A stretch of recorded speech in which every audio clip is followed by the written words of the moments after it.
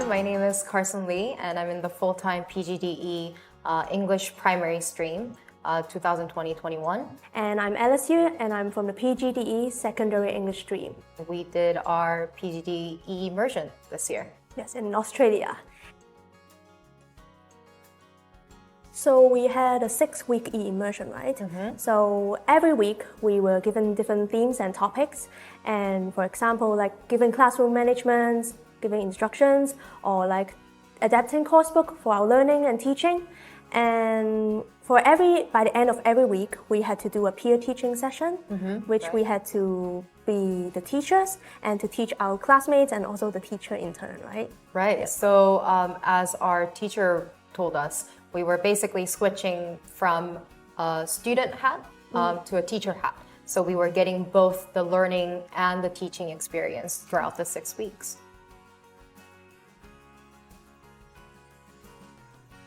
If I have to pick one, then I have to say the peer teaching experience.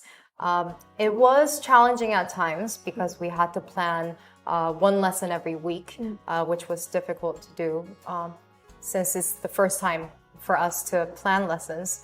And also doing the lesson online through Zoom, it was a new experience for us. So doing the peer teaching was challenging, but then also at the same time, it was so much fun.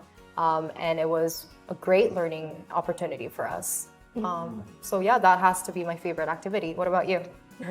So for me, my favorite activity was the warm-up activity. When we were in the e-immersion, we had to wake up before 8 every day. So we were so sleepy, everyone was yawning and drowsy.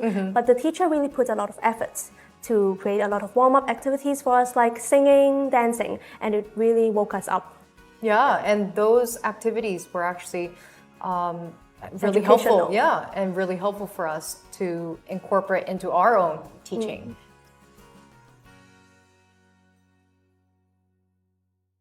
From the simple things, having to wake up early, kind of managing our time and schedule.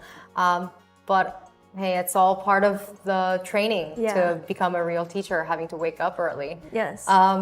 Some other challenges for you? The other most challenging part, I think, would be the peer teaching part. Because as I've mentioned before, we had 6 weeks of peer teaching, and not every week we were really confident about it. I wasn't an artsy person, so through those weeks about artworks and also English literature, I really struggled a lot. Yeah, some of the topics that we had to teach were definitely not the most common topics that we're familiar with in English teaching. But I think it also really made us push our limit, try something new, have a wider perspective on the different topics that we can incorporate into our English teaching. So poetry, like you said, visual arts in English learning, they were challenging. We had to do a lot of research, think about how to make this easy and approachable for our students. But I think they were really fun, and we could get really creative with them. So that was a good learning experience for us, right? So it was through the challenges that we find fun through it. Yep, definitely.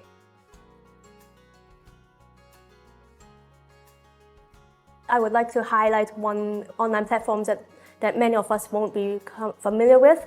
It is the Word Wall, interactive online platform where we could set different, probably academic questions, but through a more interactive and in games, Right. Yeah. I actually got to use WordWall today in my teaching. Wow. So, yeah, I'm still using it to this day. It's very helpful.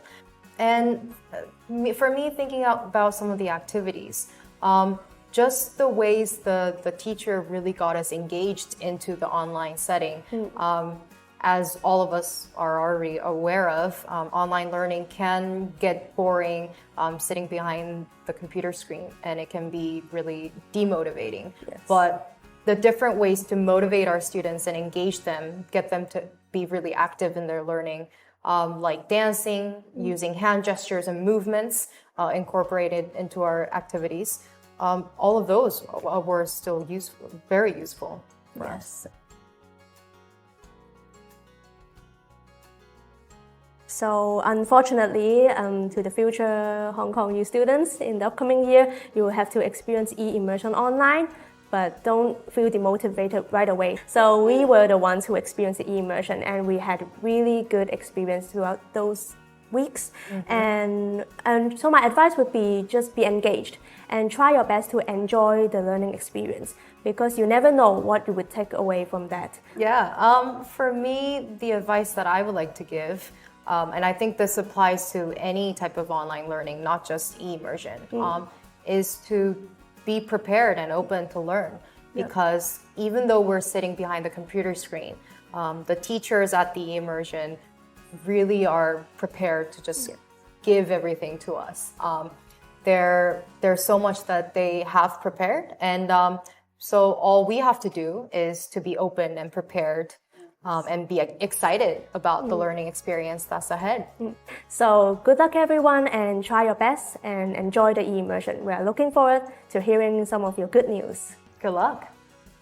ช่วยแชร์